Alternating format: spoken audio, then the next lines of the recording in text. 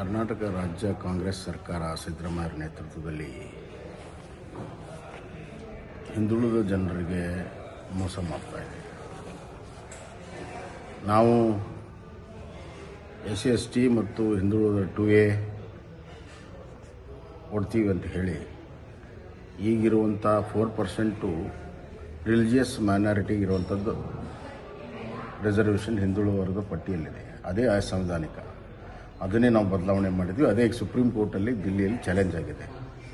ಇಷ್ಟೆಲ್ಲ ಗೊತ್ತಿದ್ದು ಈ ಥರ ಸುಪ್ರೀಂ ಕೋರ್ಟಲ್ಲಿ ಅದರ ಪ್ರಶ್ನಾರ್ಹ ಚಿಹ್ನೆ ಇದ್ದಾಗಲೂ ಕೂಡ ನಾವು ಹಿಂದುಳಿದವ್ರಿಗೆ ಕೊಡ್ತಾ ಇದ್ದೇವೆ, ಅವ್ರಿಗೆ ಅಷ್ಟೇ ಅಲ್ಲ ಅಂತ ಹೇಳಿ 4% ಎಕ್ಸ್ಕ್ಲೂಸಿವ್ ಆಗಿ ರಿಲಿಜಿಯಸ್ ಮೈನಾರಿಟೀಸ್ಗೆ ಕೊಡುವಂಥದ್ದು.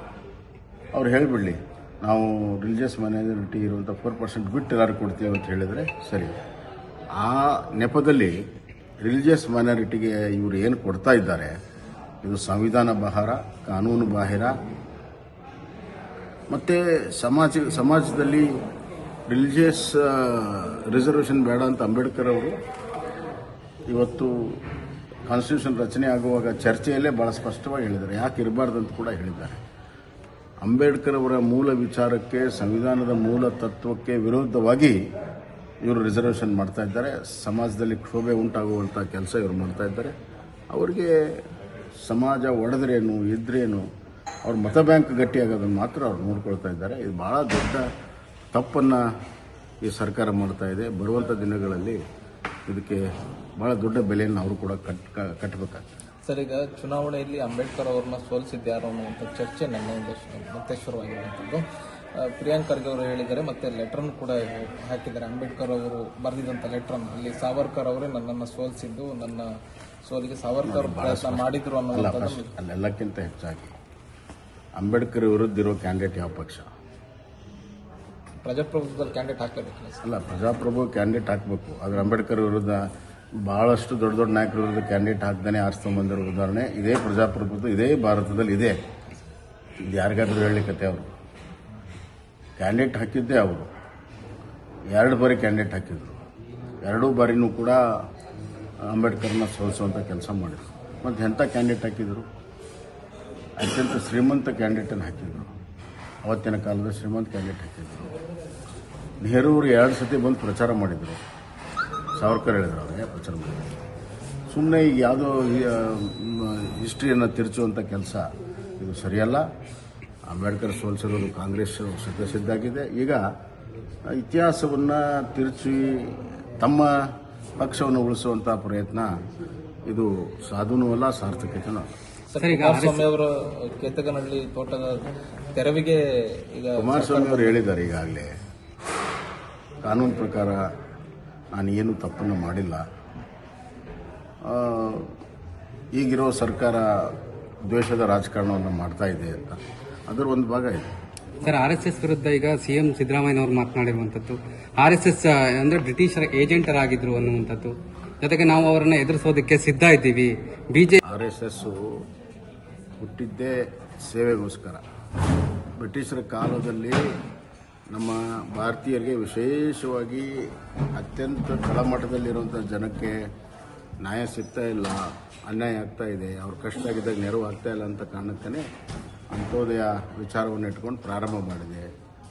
ಸಿದ್ದರಾಮಯ್ಯ ಅವರು ರಾಜಕೀಯ ಲಾಭಕ್ಕಾಗಿ RSS ಬೈದರೆ ತಮ್ಮ ಮತ ಬ್ಯಾಂಕ್ ಗಟ್ಟಿ ಆಗುತ್ತೆ ಅನ್ನುವಂಥದ್ದನ್ನು ಪದೇ ಪದೇ ಉಪಯೋಗ ಮಾಡ್ಕೊಳ್ತಾರೆ. RSS ಏನು ಎಂತ ಅಂತ ಈಗ ಸ್ವತಂತ್ರ ಬಂದು ಸುಮಾರು 77-78 ವರ್ಷದಲ್ಲಿ ಎಲ್ಲರೂ ಇಡೀ ದೇಶಕ್ಕೆ ಗೊತ್ತಿದೆ, ಇಡೀ ನಾಡಿಗೆ ಗೊತ್ತಿದೆ. ಕಾಂಗ್ರೆಸ್ ಪಕ್ಷದ ಇಂದಿರಾ ಗಾಂಧಿಯವರೇ RSSನ್ನು ಹೊಗಳಿದ್ರು. ಕಾಂಗ್ರೆಸ್ ಪಕ್ಷದ ಪ್ರಣಬ್ ಮುಖರ್ಜಿಯವರೇ RSS ಫಂಕ್ಷನ್ಗೆ ಹೋಗಿ RSSನ್ನು ಶ್ಲಾಘನೆ ಮಾಡಿದ್ದಾರೆ.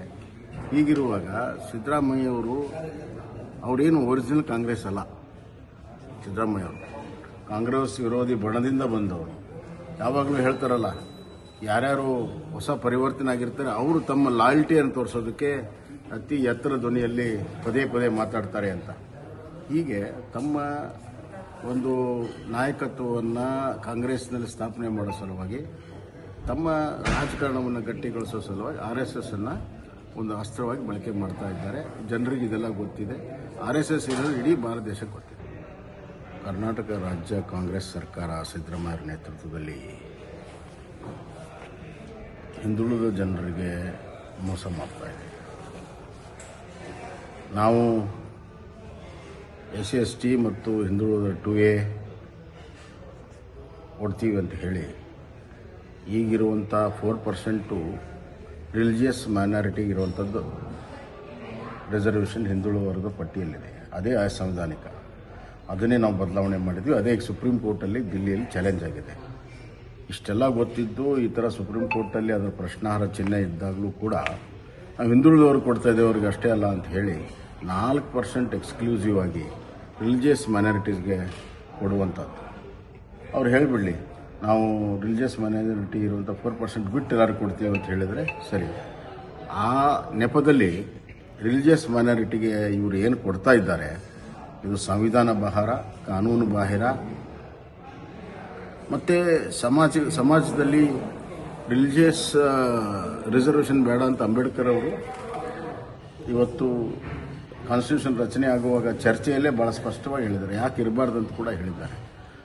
ಅಂಬೇಡ್ಕರ್ ಅವರ ಮೂಲ ವಿಚಾರಕ್ಕೆ, ಸಂವಿಧಾನದ ಮೂಲ ತತ್ವಕ್ಕೆ ವಿರೋಧವಾಗಿ ಇವರು ರಿಸರ್ವೇಷನ್ ಮಾಡ್ತಾ ಇದ್ದಾರೆ. ಸಮಾಜದಲ್ಲಿ ಕ್ಷೋಭೆ ಉಂಟಾಗುವಂಥ ಕೆಲಸ ಇವರು ಮಾಡ್ತಾ ಇದ್ದಾರೆ.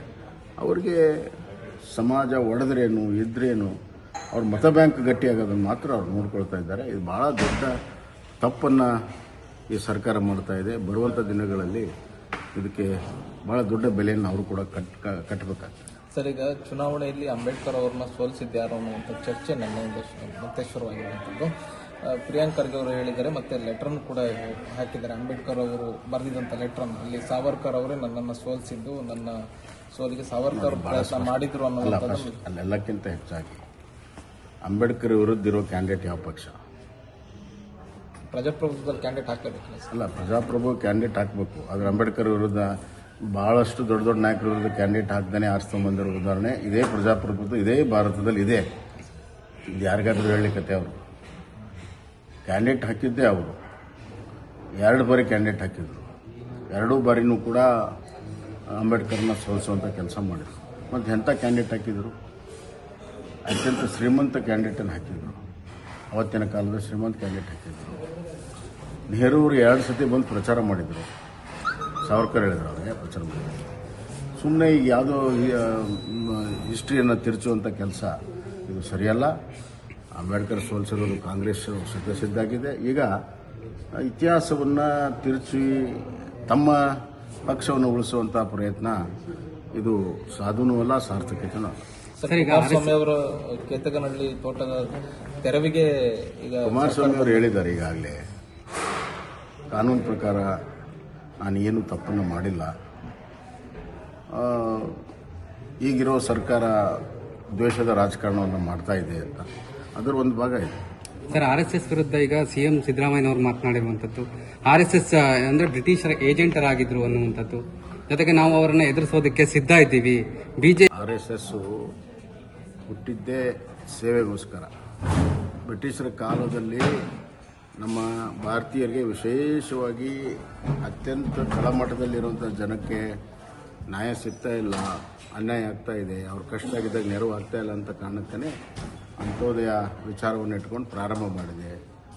ಸಿದ್ದರಾಮಯ್ಯ ಅವರು ರಾಜಕೀಯ ಲಾಭಕ್ಕಾಗಿ RSS ಬೈದರೆ ತಮ್ಮ ಮತ ಬ್ಯಾಂಕ್ ಗಟ್ಟಿ ಆಗುತ್ತೆ ಅನ್ನುವಂಥದ್ದನ್ನು ಪದೇ ಪದೇ ಉಪಯೋಗ ಮಾಡ್ಕೊಳ್ತಾರೆ.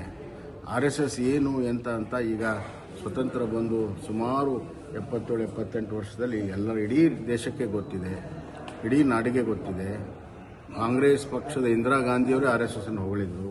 ಕಾಂಗ್ರೆಸ್ ಪಕ್ಷದ ಪ್ರಣಬ್ ಮುಖರ್ಜಿಯವರೇ RSS ಫಂಕ್ಷನ್ಗೆ ಹೋಗಿ RSS ಅನ್ನು ಶ್ಲಾಘನೆ ಮಾಡಿದ್ದಾರೆ. ಹೀಗಿರುವಾಗ ಸಿದ್ದರಾಮಯ್ಯವರು ಅವರೇನು ಒರಿಜಿನಲ್ ಕಾಂಗ್ರೆಸ್ ಅಲ್ಲ. ಸಿದ್ದರಾಮಯ್ಯ ಅವರು ಕಾಂಗ್ರೆಸ್ ವಿರೋಧಿ ಬಣದಿಂದ ಬಂದವರು. ಯಾವಾಗಲೂ ಹೇಳ್ತಾರಲ್ಲ, ಯಾರ್ಯಾರು ಹೊಸ ಪರಿವರ್ತನೆ ಆಗಿರ್ತಾರೆ ಅವರು ತಮ್ಮ ಲಾಯಲ್ಟಿಯನ್ನು ತೋರಿಸೋದಕ್ಕೆ ಅತಿ ಎತ್ತರ ಧ್ವನಿಯಲ್ಲಿ ಪದೇ ಪದೇ ಮಾತಾಡ್ತಾರೆ ಅಂತ. ಹೀಗೆ ತಮ್ಮ ಒಂದು ನಾಯಕತ್ವವನ್ನು ಕಾಂಗ್ರೆಸ್ನಲ್ಲಿ ಸ್ಥಾಪನೆ ಮಾಡೋ ಸಲುವಾಗಿ, ತಮ್ಮ ರಾಜಕಾರಣವನ್ನು ಗಟ್ಟಿಗೊಳಿಸೋ ಸಲುವಾಗಿ RSS ಅನ್ನು ಒಂದು ಅಸ್ತ್ರವಾಗಿ ಬಳಕೆ ಮಾಡ್ತಾ ಇದ್ದಾರೆ. ಜನರಿಗೆ ಇದೆಲ್ಲ ಗೊತ್ತಿದೆ. RSS ಇರೋದು ಇಡೀ ಭಾರತ ದೇಶಕ್ಕೆ ಗೊತ್ತಿದೆ. ಕರ್ನಾಟಕ ರಾಜ್ಯ ಕಾಂಗ್ರೆಸ್ ಸರ್ಕಾರ ಸಿದ್ದರಾಮಯ್ಯ ನೇತೃತ್ವದಲ್ಲಿ ಹಿಂದುಳಿದ ಜನರಿಗೆ ಮೋಸ ಮಾಡ್ತಾ ಇದೆ. ನಾವು SC/ST ಮತ್ತು ಹಿಂದುಳಿದ 2A ಕೊಡ್ತೀವಿ ಅಂತ ಹೇಳಿ ಈಗಿರುವಂಥ 4% ರಿಲಿಜಿಯಸ್ ಮೈನಾರಿಟಿಗೆ ಇರುವಂಥದ್ದು ರಿಸರ್ವೇಷನ್ ಹಿಂದುಳಿದ ವರ್ಗದ ಪಟ್ಟಿಯಲ್ಲಿದೆ. ಅದೇ ಅಸಂವಿಧಾನಿಕ. ಅದನ್ನೇ ನಾವು ಬದಲಾವಣೆ ಮಾಡಿದ್ವಿ. ಅದೇ ಈಗ ಸುಪ್ರೀಂ ಕೋರ್ಟಲ್ಲಿ ದಿಲ್ಲಿಯಲ್ಲಿ ಚಾಲೆಂಜ್ ಆಗಿದೆ. ಇಷ್ಟೆಲ್ಲ ಗೊತ್ತಿದ್ದು ಈ ಥರ ಸುಪ್ರೀಂ ಕೋರ್ಟಲ್ಲಿ ಅದರ ಪ್ರಶ್ನಾರ್ಹ ಚಿಹ್ನೆ ಇದ್ದಾಗಲೂ ಕೂಡ ನಾವು ಹಿಂದುಳಿದವ್ರಿಗೆ ಕೊಡ್ತಾ ಇದ್ದೇವೆ, ಅವ್ರಿಗೆ ಅಷ್ಟೇ ಅಲ್ಲ ಅಂತ ಹೇಳಿ 4% ಎಕ್ಸ್ಕ್ಲೂಸಿವ್ ಆಗಿ ರಿಲಿಜಿಯಸ್ ಮೈನಾರಿಟೀಸ್ಗೆ ಕೊಡುವಂಥದ್ದು. ಅವ್ರು ಹೇಳಿಬಿಡಲಿ, ನಾವು ರಿಲಿಜಿಯಸ್ ಮೈನಾರಿಟಿ ಇರುವಂಥ 4% ಬಿಟ್ಟು ಎಲ್ಲರೂ ಕೊಡ್ತೀವಿ ಅಂತ ಹೇಳಿದರೆ ಸರಿ. ಆ ನೆಪದಲ್ಲಿ ರಿಲಿಜಿಯಸ್ ಮೈನಾರಿಟಿಗೆ ಇವರು ಏನು ಕೊಡ್ತಾ ಇದ್ದಾರೆ ಇದು ಸಂವಿಧಾನ ಬಾಹಿರ, ಕಾನೂನು ಬಾಹಿರ. ಮತ್ತು ಸಮಾಜದಲ್ಲಿ ರಿಲಿಜಿಯಸ್ ರಿಸರ್ವೇಷನ್ ಬೇಡ ಅಂತ ಅಂಬೇಡ್ಕರ್ ಅವರು ಇವತ್ತು ಕಾನ್ಸ್ಟಿಟ್ಯೂಷನ್ ರಚನೆ ಆಗುವಾಗ ಚರ್ಚೆಯಲ್ಲೇ ಭಾಳ ಸ್ಪಷ್ಟವಾಗಿ ಹೇಳಿದ್ದಾರೆ, ಯಾಕೆ ಇರಬಾರ್ದಂತ ಕೂಡ ಹೇಳಿದ್ದಾರೆ. ಅಂಬೇಡ್ಕರ್ ಅವರ ಮೂಲ ವಿಚಾರಕ್ಕೆ, ಸಂವಿಧಾನದ ಮೂಲ ತತ್ವಕ್ಕೆ ವಿರೋಧವಾಗಿ ಇವರು ರಿಸರ್ವೇಷನ್ ಮಾಡ್ತಾ ಇದ್ದಾರೆ. ಸಮಾಜದಲ್ಲಿ ಕ್ಷೋಭೆ ಉಂಟಾಗುವಂಥ ಕೆಲಸ ಇವರು ಮಾಡ್ತಾ ಇದ್ದಾರೆ. ಅವರಿಗೆ ಸಮಾಜ ಒಡೆದ್ರೇನು ಇದ್ರೇನು ಅವ್ರ ಮತ ಬ್ಯಾಂಕ್ ಗಟ್ಟಿಯಾಗೋದನ್ನು ಮಾತ್ರ ಅವ್ರು ನೋಡ್ಕೊಳ್ತಾ ಇದ್ದಾರೆ. ಇದು ಭಾಳ ದೊಡ್ಡ ತಪ್ಪನ್ನು ಈ ಸರ್ಕಾರ ಮಾಡ್ತಾ ಇದೆ. ಬರುವಂಥ ದಿನಗಳಲ್ಲಿ ಇದಕ್ಕೆ ಭಾಳ ದೊಡ್ಡ ಬೆಲೆಯನ್ನು ಅವರು ಕೂಡ ಕಟ್ಟಬೇಕಾಗ್ತದೆ. ಸರ್, ಈಗ ಚುನಾವಣೆಯಲ್ಲಿ ಅಂಬೇಡ್ಕರ್ ಅವ್ರನ್ನ ಸೋಲಿಸಿದ್ಯಾರು ಅನ್ನುವಂಥ ಚರ್ಚೆ ನನ್ನಿಂದ ಮತ್ತೆ ಶುರುವಾಗಿರುವಂಥದ್ದು. ಪ್ರಿಯಾಂಕ್ ಖರ್ಗೆ ಅವರು ಹೇಳಿದ್ದಾರೆ, ಮತ್ತೆ ಲೆಟ್ರನ್ನು ಕೂಡ ಹಾಕಿದ್ದಾರೆ. ಅಂಬೇಡ್ಕರ್ ಅವರು ಬರೆದಿದ್ದಂಥ ಲೆಟ್ರನ್ನು ಅಲ್ಲಿ ಸಾವರ್ಕರ್ ಅವರೇ ನನ್ನನ್ನು ಸೋಲಿಸಿದ್ದು, ನನ್ನ ಸೋಲಿಗೆ ಸಾವರ್ಕರ್ ಪ್ರಯತ್ನ ಮಾಡಿದ್ರು ಅನ್ನೋದು. ಅಲ್ಲೆಲ್ಲಕ್ಕಿಂತ ಹೆಚ್ಚಾಗಿ ಅಂಬೇಡ್ಕರ್ ವಿರುದ್ಧ ಇರೋ ಕ್ಯಾಂಡಿಡೇಟ್ ಯಾವ ಪಕ್ಷ? ಪ್ರಜಾಪ್ರಭುತ್ವದಲ್ಲಿ ಕ್ಯಾಂಡಿಡೇಟ್ ಹಾಕಬೇಕು ಅಲ್ಲ, ಪ್ರಜಾಪ್ರಭು ಕ್ಯಾಂಡಿಡೇಟ್ ಹಾಕಬೇಕು. ಆದರೆ ಅಂಬೇಡ್ಕರ್ ವಿರುದ್ಧ ಭಾಳಷ್ಟು ದೊಡ್ಡ ದೊಡ್ಡ ನಾಯಕರ ವಿರುದ್ಧ ಕ್ಯಾಂಡಿಡೇಟ್ ಹಾಕ್ದಾನೆ ಆರಿಸ್ಕೊಂಡ್ಬಂದಿರೋ ಉದಾಹರಣೆ ಇದೇ ಪ್ರಜಾಪ್ರಭುತ್ವ ಇದೇ ಭಾರತದಲ್ಲಿ ಇದೆ. ಇದು ಯಾರಿಗಾದ್ರೂ ಹೇಳಲಿಕ್ಕತ್ತೆ? ಅವರು ಕ್ಯಾಂಡಿಡೇಟ್ ಹಾಕಿದ್ದೇ ಅವರು 2 ಬಾರಿ ಕ್ಯಾಂಡಿಡೇಟ್ ಹಾಕಿದ್ರು. 2 ಬಾರಿನೂ ಕೂಡ ಅಂಬೇಡ್ಕರ್ನ ಸೋಲಿಸುವಂಥ ಕೆಲಸ ಮಾಡಿದರು. ಮತ್ತು ಎಂಥ ಕ್ಯಾಂಡಿಡೇಟ್ ಹಾಕಿದರು? ಅತ್ಯಂತ ಶ್ರೀಮಂತ ಕ್ಯಾಂಡಿಡೇಟನ್ನು ಹಾಕಿದರು. ಅವತ್ತಿನ ಕಾಲದ ಶ್ರೀಮಂತ ಕ್ಯಾಂಡಿಡೇಟ್ ಹಾಕಿದರು. ನೆಹರು ಅವರು 2 ಸತಿ ಬಂದು ಪ್ರಚಾರ ಮಾಡಿದರು. ಸಾವರ್ಕರ್ ಹೇಳಿದ್ರು ಅವರಿಗೆ ಪ್ರಚಾರ ಮಾಡಿದರು. ಸುಮ್ಮನೆ ಈಗ ಯಾವುದೋ ಹಿಸ್ಟ್ರಿಯನ್ನು ತಿರುಚುವಂಥ ಕೆಲಸ ಇದು ಸರಿಯಲ್ಲ. ಅಂಬೇಡ್ಕರ್ ಸೋಲಿಸಿರೋದು ಕಾಂಗ್ರೆಸ್ ಸಿದ್ಧಾಗಿದೆ. ಈಗ ಇತಿಹಾಸವನ್ನು ತಿರುಚಿ ತಮ್ಮ ಪಕ್ಷವನ್ನು ಉಳಿಸುವಂಥ ಪ್ರಯತ್ನ ಇದು ಸಾಧುನೂ ಅಲ್ಲ, ಸಾರ್ಥಕತೆನೂ ಅಲ್ಲ. ಕುಮಾರಸ್ವಾಮಿ ಅವರ ಕೇತಗನಹಳ್ಳಿ ತೋಟದ ತೆರವಿಗೆ ಈಗ ಕುಮಾರಸ್ವಾಮಿ ಅವರು ಹೇಳಿದ್ದಾರೆ ಈಗಾಗಲೇ, ಕಾನೂನು ಪ್ರಕಾರ ನಾನು ಏನು ತಪ್ಪನ್ನು ಮಾಡಿಲ್ಲ. ಈಗಿರೋ ಸರ್ಕಾರ ದ್ವೇಷದ ರಾಜಕಾರಣವನ್ನು ಮಾಡ್ತಾ ಇದೆ ಅಂತ ಅದರ ಒಂದು ಭಾಗ ಇದೆ. ಸರ್, RSS ವಿರುದ್ಧ ಈಗ CM ಸಿದ್ದರಾಮಯ್ಯನವರು ಮಾತನಾಡಿರುವಂಥದ್ದು, RSS ಅಂದ್ರೆ ಬ್ರಿಟಿಷರ ಏಜೆಂಟರಾಗಿದ್ರು ಅನ್ನುವಂಥದ್ದು. ಜೊತೆಗೆ ನಾವು ಅವರನ್ನ ಎದುರಿಸೋದಕ್ಕೆ ಸಿದ್ಧ ಇದ್ದೀವಿ. RSS ಹುಟ್ಟಿದ್ದೇ ಸೇವೆಗೋಸ್ಕರ.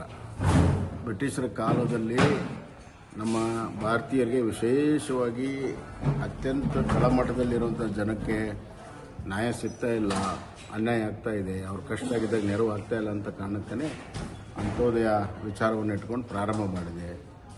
ಸಿದ್ದರಾಮಯ್ಯ ಅವರು ರಾಜಕೀಯ ಲಾಭಕ್ಕಾಗಿ RSS ಬೈದರೆ ತಮ್ಮ ಮತ ಬ್ಯಾಂಕ್ ಗಟ್ಟಿ ಆಗುತ್ತೆ ಅನ್ನುವಂಥದ್ದನ್ನು ಪದೇ ಪದೇ ಉಪಯೋಗ ಮಾಡ್ಕೊಳ್ತಾರೆ. RSS ಏನು ಎಂತ ಅಂತ ಈಗ ಸ್ವತಂತ್ರ ಬಂದು ಸುಮಾರು 77-78 ವರ್ಷದಲ್ಲಿ ಎಲ್ಲರ ಇಡೀ ದೇಶಕ್ಕೆ ಗೊತ್ತಿದೆ, ಇಡೀ ನಾಡಿಗೆ ಗೊತ್ತಿದೆ. ಕಾಂಗ್ರೆಸ್ ಪಕ್ಷದ ಇಂದಿರಾ ಗಾಂಧಿಯವರೇ RSS ಅನ್ನು ಹೊಗಳಿದ್ರು. ಕಾಂಗ್ರೆಸ್ ಪಕ್ಷದ ಪ್ರಣಬ್ ಮುಖರ್ಜಿಯವರೇ RSS ಫಂಕ್ಷನ್ಗೆ ಹೋಗಿ RSS ಅನ್ನು ಶ್ಲಾಘನೆ ಮಾಡಿದ್ದಾರೆ. ಹೀಗಿರುವಾಗ ಸಿದ್ದರಾಮಯ್ಯವರು ಅವರೇನು ಒರಿಜಿನಲ್ ಕಾಂಗ್ರೆಸ್ ಅಲ್ಲ. ಸಿದ್ದರಾಮಯ್ಯವರು ಕಾಂಗ್ರೆಸ್ ವಿರೋಧಿ ಬಣದಿಂದ ಬಂದವರು. ಯಾವಾಗಲೂ ಹೇಳ್ತಾರಲ್ಲ, ಯಾರ್ಯಾರು ಹೊಸ ಪರಿವರ್ತನೆ ಆಗಿರ್ತಾರೆ ಅವರು ತಮ್ಮ ಲಾಯಲ್ಟಿಯನ್ನು ತೋರಿಸೋದಕ್ಕೆ ಅತಿ ಎತ್ತರ ಧ್ವನಿಯಲ್ಲಿ ಪದೇ ಪದೇ ಮಾತಾಡ್ತಾರೆ ಅಂತ. ಹೀಗೆ ತಮ್ಮ ಒಂದು ನಾಯಕತ್ವವನ್ನು ಕಾಂಗ್ರೆಸ್ನಲ್ಲಿ ಸ್ಥಾಪನೆ ಮಾಡೋ ಸಲುವಾಗಿ, ತಮ್ಮ ರಾಜಕಾರಣವನ್ನು ಗಟ್ಟಿಗೊಳಿಸೋ ಸಲುವಾಗಿ RSS ಅನ್ನು ಒಂದು ಅಸ್ತ್ರವಾಗಿ ಬಳಕೆ ಮಾಡ್ತಾ ಇದ್ದಾರೆ. ಜನರಿಗೆ ಇದೆಲ್ಲ ಗೊತ್ತಿದೆ. RSS ಇರೋದು ಇಡೀ ಭಾರತ ದೇಶಕ್ಕೆ ಗೊತ್ತಿದೆ.